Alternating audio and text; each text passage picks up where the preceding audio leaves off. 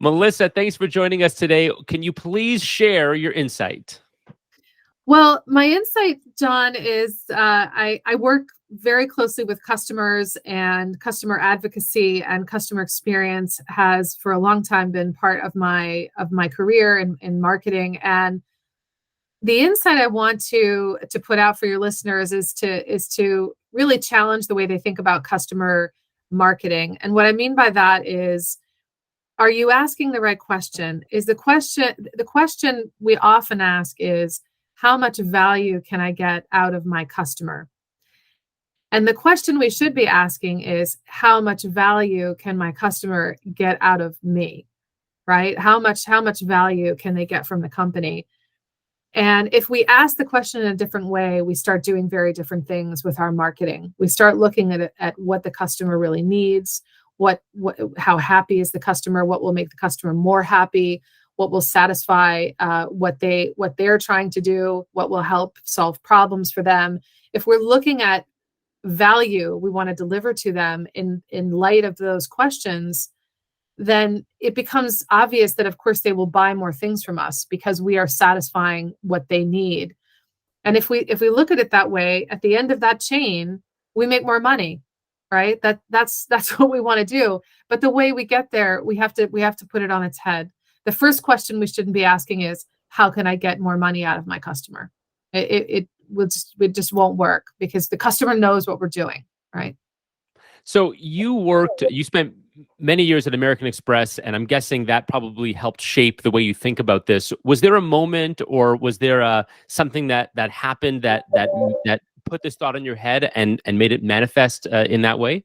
Yeah, well, that's a great question. And I have a beautiful example of customer marketing in this utterly perfect state that I'll share. And I have an example of customer marketing in this sort of car crash iteration. So the perfect state is actually it's me and my relationship with USAA Bank, which is a big bank in the United States. They get the top ratings on NPS year after year. They take a fantastic care of their customers. So I am one of their customers. I have 15 different financial products with this one institution, 15. And I have to tell you, I don't even remember receiving an email asking me to buy anything. The reason that I have 15 products is because they take incredible care of me. I lost my car during Hurricane Sandy. It was completely flooded, and they wrote a check for over Blue Book value, no questions asked. They didn't even ask for the car to be inspected. They just said, you're in this zip code here. We're going to send you a check for your car. My power went out once, and they paid for all my grocery bills.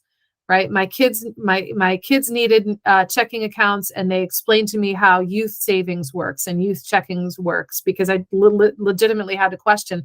They didn't even try to sell it to me. They said, well, this is what happens, and these are the pros and the cons, right? So they actually helped me make a reasoned decision.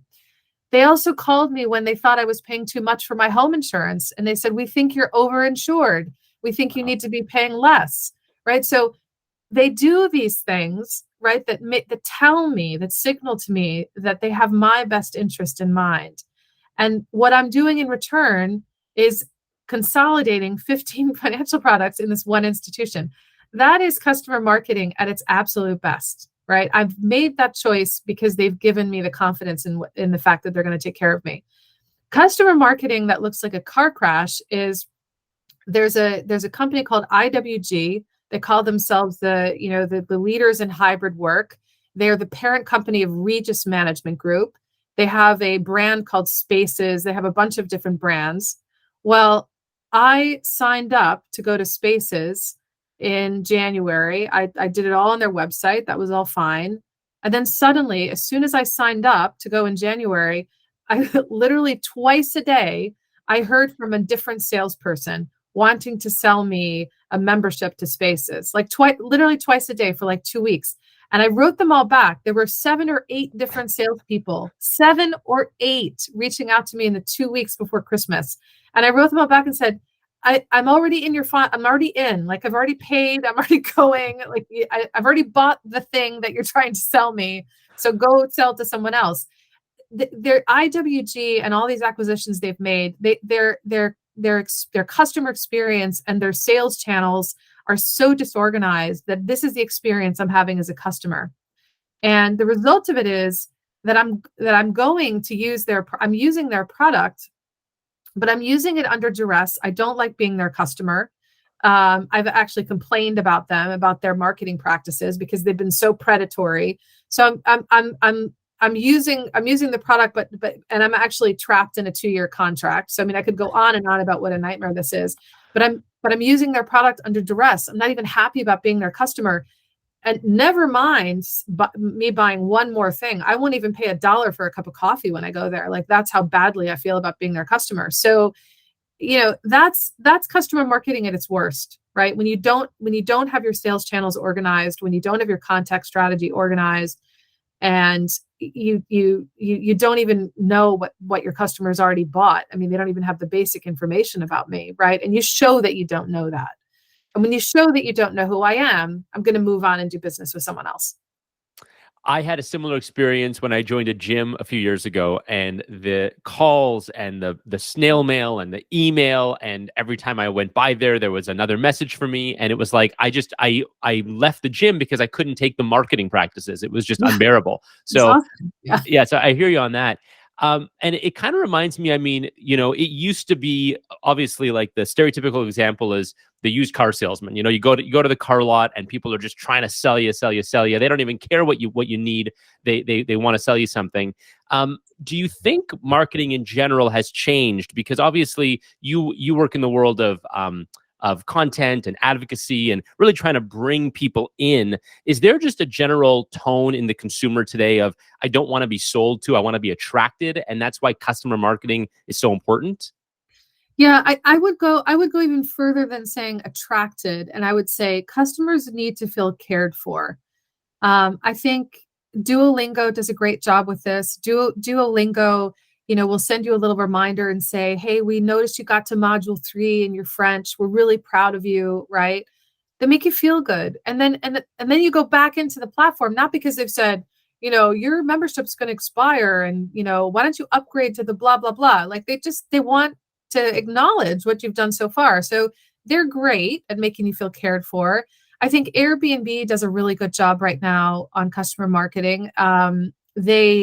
I love what they've done with their categories. I don't know if you've seen how they've changed their search Yeah. categories. But now it used to be you'd search for, a cabin in Denver, a cabin in, Colorado, and now you can search for a category that's just skiing, right? Or you can search for a category that's architecture or, interior design, and you can go and stay in these places that have these qualities, or allow these types of entertainment activities in the house. So Airbnb realized what people want isn't the place. What people want is the experience, right? And that's how they've designed their search. So I think what marketers are doing, I think the really good marketers, is they're recognizing the deeper, in the terms of the Maslow's hierarchy of needs, the deeper needs, right? It isn't just that I want to buy something. It isn't just that I want to rent a property from Airbnb. I want an experience, right? And Airbnb knows that, and they want to make that really easy for me to get. And so I think if marketers can actually think about care and experiences that are really about care and caring for customers and building a genuinely human relationship with customers in service, frankly, of just that human. It's very hard to do because internally, your business is looking at you and saying, where's the revenue coming from? How are we managing churn? These kinds of things. And here you are talking about, we want to make people feel cared for. Both things are important, right? Both things are important, and you can't have one without the other. And I think that marketers who can make, and I'm one of those marketers who tries to get everyone convinced internally that we need to take care of people. And, everyone kind of nods like they believe in religion, but, it's difficult. That's the toughest thing about being in marketing, is actually getting that across and having that, really everyone truly embracing that in the organization. I think marketing today, I feel like, has really become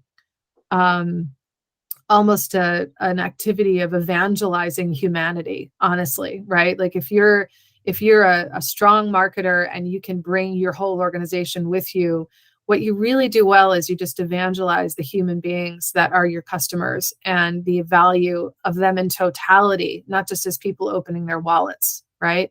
And if you can get your company in there in that space with you, I think beautiful things can happen. And I think it starts even higher up. I mean, everything you've described is bang on, but I actually heard Brian Chesky talk about that change and why they made that change at Mhm. Airbnb from, from locations to experiences. I think ultimately, in order to have a customer-centric organization and for the marketing to be customer-centric, it really starts with the leadership at the very top of saying, listen, we're not going to sacrifice long-term customer relationships just to hit this month's revenue or this quarter's revenue number, and burn all those relationships and that goodwill on the way. So it really has to start at a high level. Yeah. Yeah. No, it absolutely does. It absolutely does. And I mean, at Sage, one of our values is human. Like it's one of our, we simplified our values last year, and we have bold, human, trust, and simplify. And I love those values because the first reason I love them is they're just one, it's a single word, right? It's not a big long sentence. It's not a big long phrase that I can't memorize. It's 4 words that are easy to remember and tick off on your fingers, and they're easy to understand, and they're what I really love about them is they're intangible, but as soon as you feel that value, as soon as you feel human, as soon as you feel trust, as soon as you feel simplify, you know it right away, right? You know it right away, so you can feel it. And so I love that the organization is focused around these very important feelings that we want to have as a colleague population at Sage. But what it's doing is it's permeating decisions that we're making about our customers and about our marketing. And in meeting after meeting, I can see these brought up, and I can see these being so paramount and so central to our thinking and to our strategy that it's going to have really material value and importance to our customers. It already is, but it is something that I think, to your point, I mean, it has to come from the top. It has to come from the center too, from those values. And, I think once it does and everyone understands that's what we're about, then you make the right decisions. And I know it's a little off marketing, but tell us about your book coming out. Right. So I have a passion project going on. I have been working remotely and leading remote teams for more than a decade. And last year I decided to write a book, and it is about remote leadership. And it is a very personal story about remote work and a personal guide to being a leader of remote teams. I'm very proud of the fact that I lead a team that always, we do employee engagement surveys twice a year, and my team always scores very high marks on culture. And this is despite the fact that the people in my team are located in 10 cities around the world. And until November last year, many of the people in my team were hired in COVID and never met each other. But nevertheless, we scored these very high marks in culture. So a friend of mine who was a neuroscientist and an expert in leadership and an author, she said, you're doing something that's working, and you need to put it in a book. So it seemed like an easy thing to do at the time, and ended up being all my nights and weekends for 2022. So, but it's done. I'm very happy. It's done. It's coming out in April. And I hope any leader who's out there who's working remotely, or who's leading remote teams, or any person who's working remotely who wants to really understand the experience, why they feel the way they do. I talk a lot about emotions in the book, why you feel the way you do when you're working remotely, how to make the remote work experience the best that it can be. That's what the book is about. And I hope it can be a big support to a lot of people. I just pre-ordered my copy. Can't wait to read it. Great. Thank you. Okay. Melissa, thanks so much for joining us today. Amazing to talk with you, John. Thank you so much. Okay. Akriti, how'd that sound? That was great.